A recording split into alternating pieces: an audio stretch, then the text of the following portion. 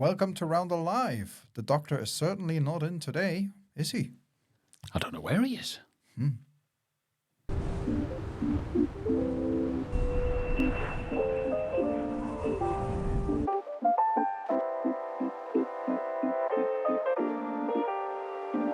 Manxcare. What can you say that hasn't been said already, apart from it appears to be in crisis, to put it very mildly? It's never out of the headlines, is it really? No, and never for good reasons, which is, not a good thing. So, Manxcare is once again in crisis. Not that it never not is in crisis. It seems to be a perpetual state of affairs, which of course isn't very good. Today's news, Manxcare Ballasalla Medical Center is to hand the contract back, so we're losing another GP on the island. We've already lost one. Well, he's being replaced, but, we lost at least two. We lost a lot of other staff. We can't get staff for various reasons.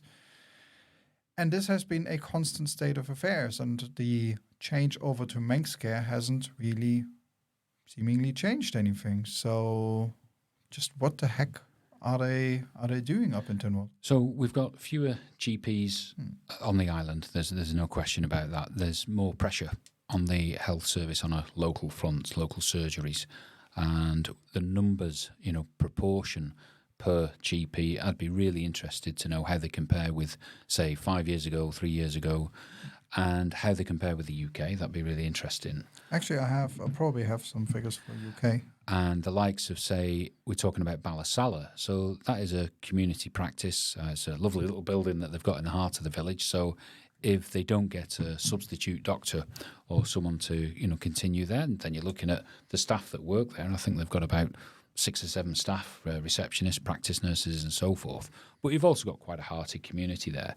And of course, I think you've got to think about Ballasalla and how that featured years ago with the COVID and Abbotswood and all that came along with it. It's been quite an integral part of healthcare in that area, should we say. And obviously, things are moving on. I'm not quite sure why the surgery is closing. Is there any reason? I have some inside info, but I can't really share it Can you give us a at clue? the moment. But well, it has to do with how things are in Manxcare, put it that way. So A bit of unhappiness, should we say? Yes, allegedly. So it really is difficult, isn't it? Because it just puts pressure on everyone. And I think you hear a lot about people moaning of the hotel receptionist who's like fighting off, anyone's trying to get an appointment on the phone, just trying to sanitize, what's serious and what's not. But even then, imagine that, if you try and give some diagnosis over the phone and you don't quite get it right, and that can lead to all kinds of difficulties. I think there's a couple of key issues that Manxcare is struggling with. Number one is they still struggle to recruit, which is no surprise, because if you remember years ago, there was a big story in the news, and this is years ago, that we can't get doctors from the UK because if they move here, they lose their UK pension. And up until today, they have not sorted that out. So if you move here as a UK doctor, there is, a negative impact on your existing pension. That is a huge turnoff. In turn, they try and, they say they pay more, but if you ask a GP, ask any GP, ask yours, if you see him when you see him next, if you ever get to see him. On paper, it looks like GPs on medical professionals are paid more here than in the UK. So this is what the government can claim. But if you then look at the details, they actually get paid less per patient, and they simply have to see more patients. And it reaches a point where you have to ask, is this still safe? And, the belief of some is that it may not be safe anymore. So they are overworked, understaffed, loads of people leaving or not even coming here. Loads of agency and bank staff. There's a wonderful Freedom of Information request, a very recent one actually, that I have open here, that we spend and hold on to your hat. So somebody asked, please provide the cost of agency and bank workers and break down the figures for the last year on a monthly basis, starting from January 2022. So it's very recent. 18th January 2023, very recent FOI request to Manxcare. And per month, you're looking at over a million, so last January, 1.4 million agency staff and bank staff 1.5 million. And this goes, every month they spend over $1 million on agency and over $1 million on bank staff, almost all through the bank. crazy figures. And if you speak to anyone in Nobles, they will tell you, there are very few fixed nurses that actually, work there, have careers there. And most are agency staff, and they're incredibly expensive there. I think the rate, it says it in here somewhere, there was a separate FOI for this, is something like 500 something pounds a day, which is the agency rate. It's not what the nurse necessarily gets, but it's the rate that is being charged out. Oh, a round of applause for whoever submitted that FOI and getting it through the gate. But it tells you, why we're in crisis. Well, I'd like to know whether that £1 million a month is incorporated in a budget, because they've got to cover staffing and have permanent staff. Permanent staff require national insurance and so forth. But I think when you break it down and then you look at the standard of nursing, and for instance, you could say, well, how many of these nursing staff are local? How many had assistants, going away to do degrees in this area? And I know that there's great difficulty with funding in the last 10 years about that, because I can speak about medical occupations where students were going to the UK and they were sat alongside students who were getting their fees paid for, by the government in the UK and so forth. And of course here, that assistance wasn't available. So we've got to look at our quality of staffing. And you mentioned there, why isn't anyone coming here, such as, the doctors and the pension issue? But of course, then we're coming back to, well, housing is expensive, things to do, and there's lots of other more attractive opportunities. But they're already trying to make it attractive. I spoke to, help people relocate and do my relocation videos and whatnot. So I get a lot of people contacting me now. And I did speak to people. So if you are sort of hired by, or if they try to hire you, they offer you a relocation package, which seemed quite okay. So this is Manxcare approaching people abroad. They give you 3 months rent-free. They give you extra money every month. So they are trying hard. National insurance holiday. Yeah, we had that, but they still spent 1.5 million on agency staff in December 2022. It's desperate, really, isn't it? That's not a good figure. That is not a healthy figure. That is too high. It's almost like, just think if you had someone who is an expert in the medical field, perhaps a doctor, and maybe in charge of the island's finances. Imagine that. Well, what seems to have happened with the whole Manxcare thing, and this comes from a unnamed source in the health system, because I have to protect my sources, none of them seem to understand what Manxcare does. I mean, yes, we moved it from being directly government controlled to be technically at arm's length. But if you ask any healthcare professional who's willing to talk to you, they will tell you they simply installed another layer of management. So now you have managers, managing managers who manage managers. And, 2 or 3 of those layers you just don't need. All of them or many of them that I spoke to and that I know, just call it a gigantic waste of money and a job creation scheme. And that's the problem. All these managers, they take money away from actually useful, sorry, no offense to managers, but actually useful stuff like doctors and nurses and, But they will argue that they're fixing the problem and it's going to be turning the supertanker around and eventually it will work. But really, I think if, for instance, Laurie Hooper, if he could divert, say, 50% of his time away from managing the Department of Enterprise and focus wholly on health, well, wouldn't it be great just to perhaps come on here maybe and just explain what the situation is? Because I don't see satisfaction surveys. I don't see any access really into what is happening on the patient front, on waiting lists. You can access that information in the UK quite easily. But here, everything is just kept a little bit quiet, a little out of the way, and you've got to be Einstein to put the right FOI in to get the information that you want. Yeah, it does feel like it's, not deliberately obfuscated, but it's difficult sometimes to get the relevant information because you have to ask the right questions. Otherwise, they have no obligation to tell you. But the likes of you say that you've got a contact who's a doctor who, maybe leaving the island. Ones, So it could be that they're disgruntled. And when you speak to someone who's disgruntled, they're not going to be kind of speaking highly of their former employer. Because I know, I can say there's someone who worked at Noble's Hospital and they've now left and they said, whatever you do, just don't get ill. Just don't get ill. It's as simple as that, That place is a danger, But bad. it's having this reputation that needs to be changed. At the moment, you look at the headlines, and it's a complete mess, isn't it? You look at the headlines week in, week out. There's nothing good. There's nothing positive. And until we have some leadership, and that leadership is having a minister who's been appointed, who's been voted in by the public, who's got the faith of the public to make the right messages and make it clear, that you're in safe hands on the Isle of Man. Because let's face it, if you're coming to live in a new environment, new neighbourhood, you want good healthcare, don't you? Of course.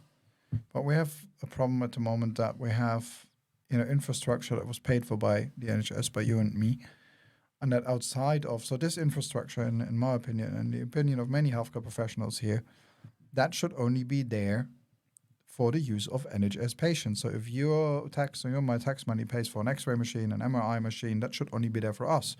At the moment, the government allows it to be used outside of normal hours for private treatments. Now, there's nothing wrong with consultants and people making money privately, but then they should use equipment that was also bought by private companies, because they're not. They're using NHS equipment. And that's not right, because every single private treatment that is done on the MRI machine means an NHS patient cannot use the bloody thing. And this is the sort of thing we're looking at.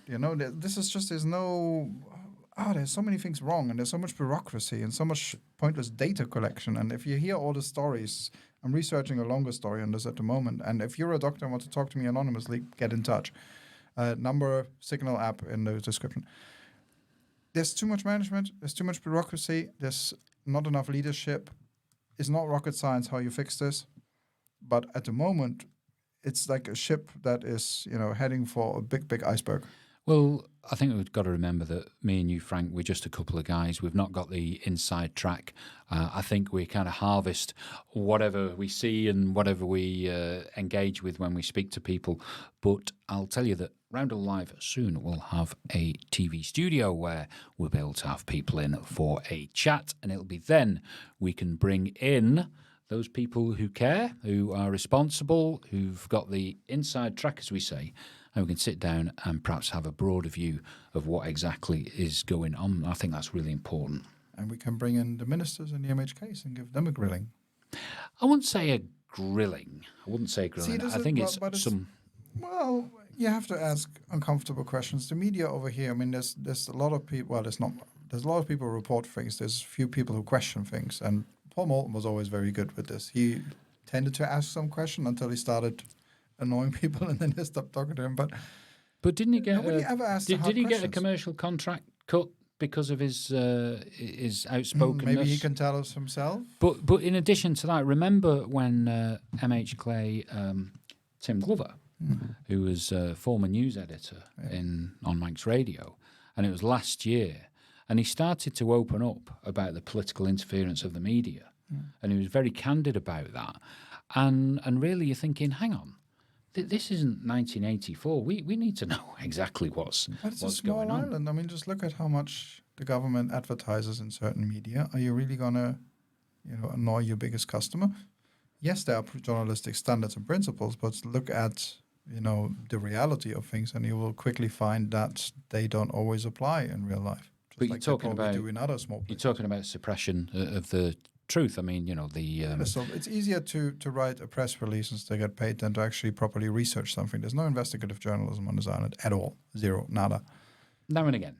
Very you do rare. get some if Manx gems. Forums breaks a story, that's the investigative journalism we have.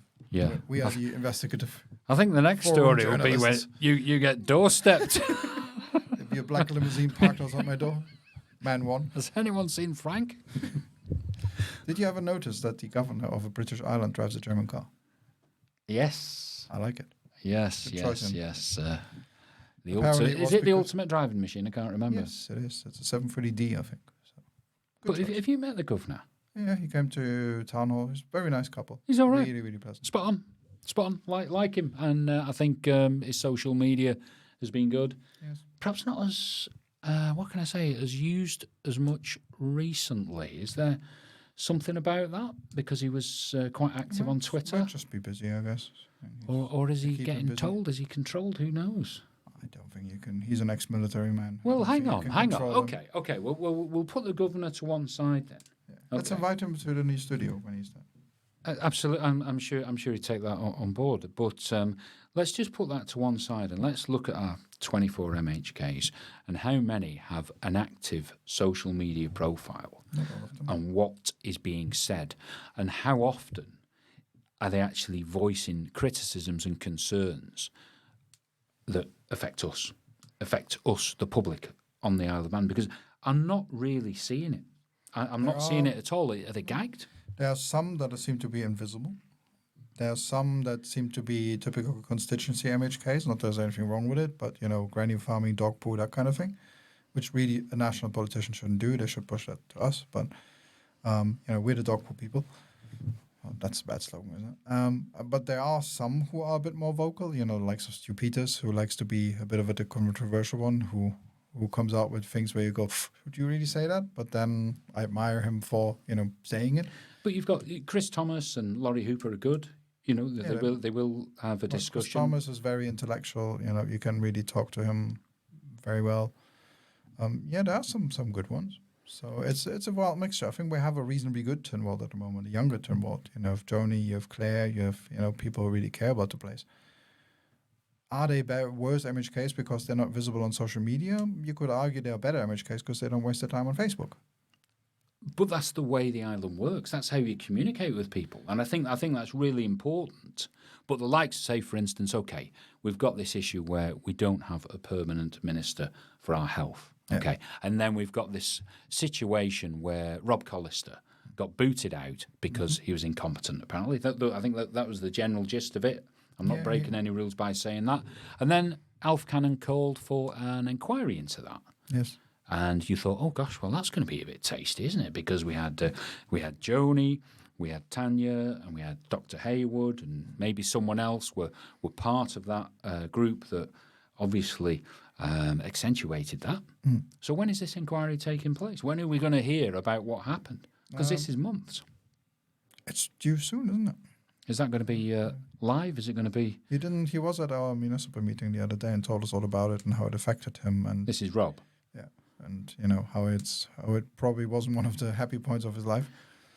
Well, it wouldn't be, would it? Imagine that. But it seems he took good notes, and that came in handy for him after. So we'll see. It's going to be some fireworks. Grab the popcorn. This is going to be a good one. Yeah, expect sky lantern to be bursting into flames over your just head. Don't go to A&E if it burns you, because you're going to be waiting a long time. Well, something to look out for, and thanks again for the chat, Frank. Good as ever. Hope you've recovered from your rate session today. Yes, it's all good. And we'll meet again next week and just talk some more. We'll talk some more, but please, subscribe. Put in the comments box what you'd like us to talk about. If you'd like us to change the format, we want a bigger studio with sofas, settees, and a drinks cabinet, because they must have one from Douglas Town Hall. Have those days gone? Have those days gone? Well, oh my word! We may get the odd biscuit. It's the mayoress's necklace. Where's that gone? Anyway, that's all we have time for today. I'll see you next week. Goodbye. Bye.